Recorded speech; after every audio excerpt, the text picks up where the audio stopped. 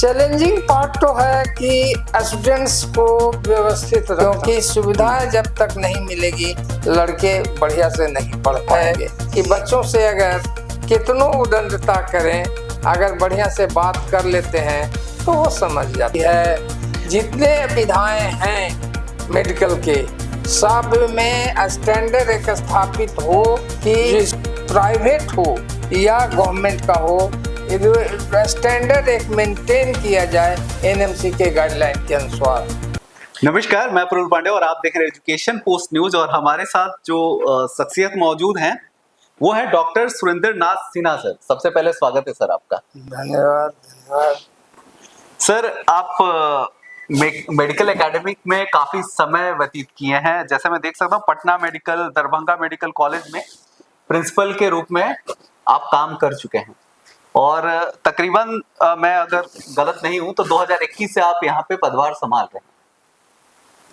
22 से।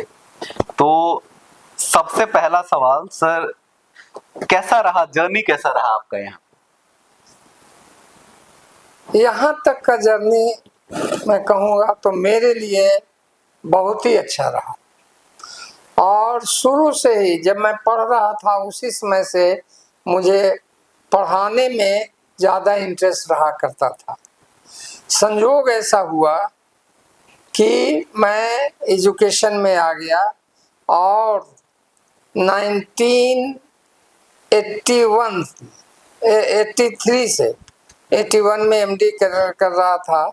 उसी समय से पढ़ाने का मौका मिला हमको और वहाँ से शुरू किया, एमडी किया। उसके बाद कॉलेज में पढ़ाने के लिए शुरुआत किया, कॉलेज अपॉइंटमेंट हो गया और उसी समय से डिफरेंट मेडिकल कॉलेजेस का जर्नी करते हुए एज ए टीचर मैं गया मेडिकल कॉलेज में रहा हूँ। उसके बाद भागलपुर मेडिकल कॉलेज में रहा हूँ। उसके बाद दरभंगा मेडिकल कॉलेज में टीचर, प्रिंसिपल और अल्टीमेटली पटना मेडिकल कॉलेज में प्रिंसिपल रहा हूँ। उसके बाद और पढ़ाने का सिलसिला जारी रखा और प्राइवेट मेडिकल कॉलेजेस जहाँ हैं, आफ्टर गवर्नमेंट सर्विस रिटायरमेंट वहाँ भी मैं पढ़ने पाठन करने का काम किया हूँ।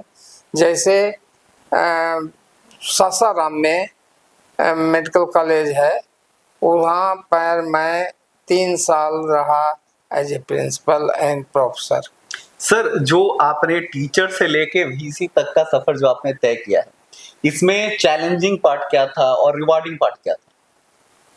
चैलेंजिंग पार्ट तो है कि स्टूडेंट्स को व्यवस्थित रखना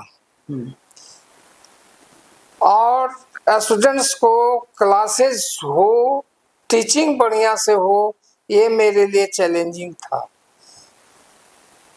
अच्छी बात यह है कि मैं जहाँ जहाँ रहा हूँ मैंने कॉलेज में सुधार का काम किया और उसको लोगों ने अप्रिशिएट किया। जैसे दरभंगा मेडिकल कॉलेज में हॉस्टल वगैरह में सुधार किया, टीचिंग में सुधार किया, क्लासेज जो लेक्चर थिएटर्स में सुधार हुआ। तो वहाँ रहते हुए गर्ल्स हॉस्टल का वहाँ बना, सरकार से रिक्वेस्ट करके गर्ल्स हॉस्टल को बनवाए जिसमें काफ़ी सुविधा मिली लड़कियों को रहने का, पीजी का खास करके। तो इस तरह से हमको सुधार का मौका मिला और जिसको लड़कों ने, टीचर्स ने बहुत अप्रिशिएट किया क्योंकि सुविधाएं जब तक नहीं मिलेगी लड़के बढ़िया से नहीं पढ़ पाएंगे।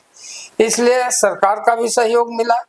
मैं वहाँ पर दरभंगा में था तो सरकार से रिक्वेस्ट किया हॉस्टल बनाने का, ऑडिटोरियम सुधार करने का, ये सारी चीज़ें वहाँ हुई।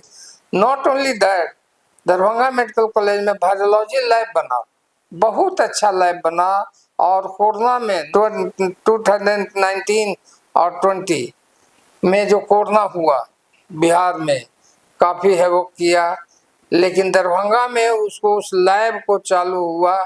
हम तो नहीं थे लेकिन वहाँ जो लोग थे वो किए, तो वो काफ़ी रोगियों को हेल्प मिला जांच उच करवाने में। तो सर, रिवार्डिंग पार्ट क्या रहा? रिवार्डिंग पार्ट ये रहा कि हम काम करते गए, हमको खुशी हुई काम करने में ही खुशी हुई हमको। अच्छा, ऐसा कौन सा सिचुएशन था जब आपको लगा कि I have chosen the right path? जब लड़के लोग हमारे बीच आए पढ़ाई के दरमियान, लड़के लोग जब हमको प्यार दिए, हमसे मिलजुल करके साथी के जैसा व्यवहार करके रहे और पढ़ाई जैसे मैंने कहा वैसा किया, तो मुझे बहुत अच्छा लगा। और टीचर और स्टूडेंट्स में यही रिलेशन होना चाहिए। मैं हमेशा कहता हूँ, टीचर को बताता हूँ कि लड़कों को पास रखिए, पास बुलाइए, उसको पढ़ने के लिए मोटिवेट कीजिए, तो ये चीज बहुत ही कारगर होता है पढ़ाई लिखाई में बच्चों के साथ। सर, जब आप ऐसा, चूंकि आपने टीचर से वीसी तक का सफर तय करा, तो ऐसे सिचुएशन में आपको ऊपर प्रेशर, स्ट्रेस बहुत ज्यादा पड़ता होगा, तो ऐसे उसको हैंडल आपने कैसे किया? देखिए, जब लड़कों के साथ हैं तो कभी कभी तो स्ट्रेस होता ही है। लड़के न हैं, वो समझदार उतने नहीं हैं जितने कि हम लोग हैं, इसलिए कभी कभी बच्चे गलती कर देते हैं और उसके लिए बहुत आसान है बच्चों को प्यार से बताना, प्यार से बात करना, तो बच्चे समझ जाते हैं। और मुझे विश्वास है अपना करियर में, ये देखा है कि बच्चों से अगर कितनों उदंडता करें, अगर बढ़िया से बात कर लेते हैं तो वो समझ जाते हैं। अच्छा, अगर आप मेडिकल फील्ड में नहीं रहते तो फिर आपका कैरियर पाथ क्या रहता? क्या चूज करते, क्या करते? देखिए, अगर मेडिकल में नहीं रहते तो मैं समाज सेवा करता, और मुझे समाज की सेवा करने में बहुत खुशी होती है। अभी भी मैं जब प्रिंसिपल था या मेडिकल कॉलेज में था तो हॉस्पिटल में समय बिताता था और सुबह से शाम तक मैं रहता था, तो उसमें लोगों की जो सेवा में जो भावना, जो खुशी मिलती है, वो अतुलनीय है।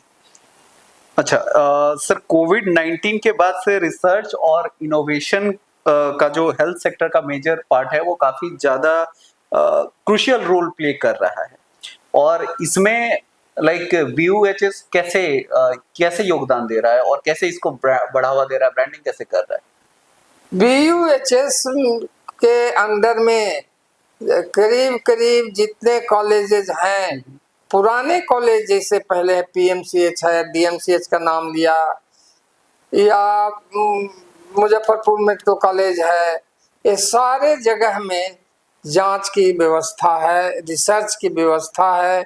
खास करके मैं गवर्नमेंट का बधाई देना चाहता हूं कि जिस तरह से मुजफ्फरपुर का इनकेफ्लाइटिस को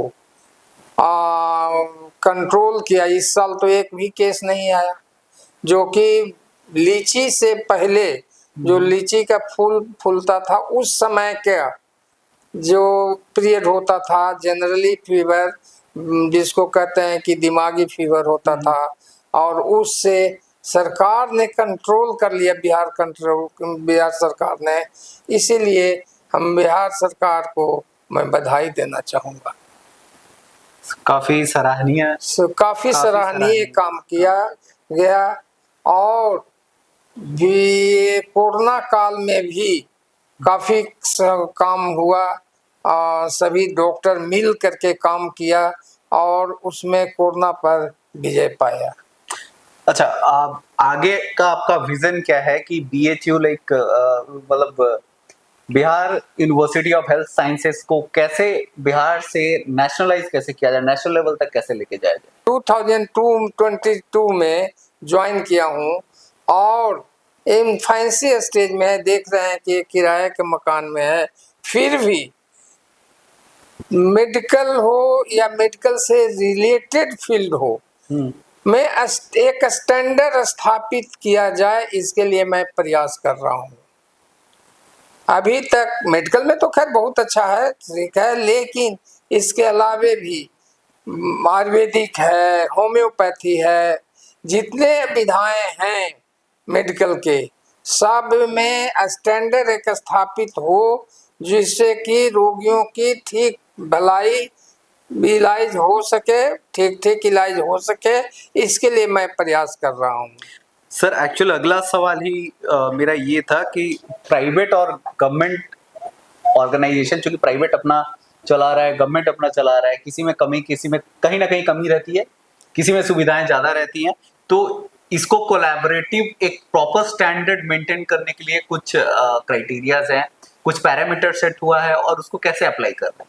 देखिए, मेडिकल कॉलेज इंडिया भर में जी। जहाँ भी है उसके लिए एनएमसी जो स्टैंडर्ड देख रही है, मिनिमम स्टैंडर्ड उसके अनुसार होना चाहिए। उसके अलावे यूनिवर्सिटी लेवल पर मैं कॉलेज में, बल्कि कुछ कॉलेज में गया भी हूँ। सरकारी कॉलेज में तो करीब करीब अधिकतर में मैं भ्रमण कर चुका हूँ बीसी बनने के बाद। प्राइवेट में भी गया हूँ और मैंने उनका इंफ्रास्ट्रक्चर देखा है,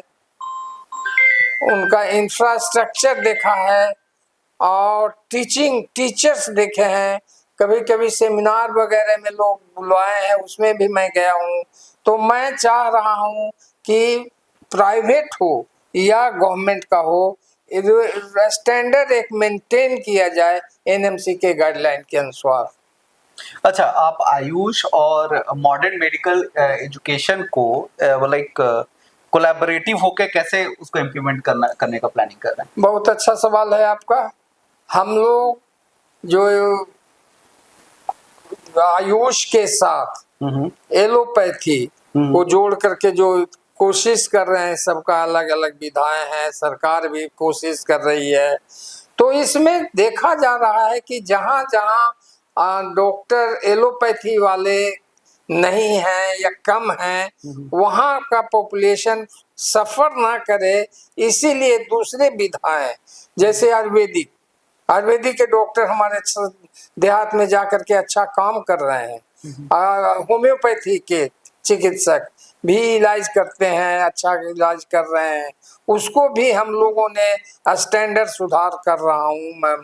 हम यूनिवर्सिटी से कोशिश कर रहा हूँ कि स्टैंडर्ड सुधार हो। मतलब डिजिटल हेल्थ और टेली मेडिसिन एक दूसरे का हिस्सा बन चुका है, तो इसको बिहार के जो स्टूडेंट है उनको कैसे प्रिपेयर किया जा रहा है डिजिटली जो कहा जाए?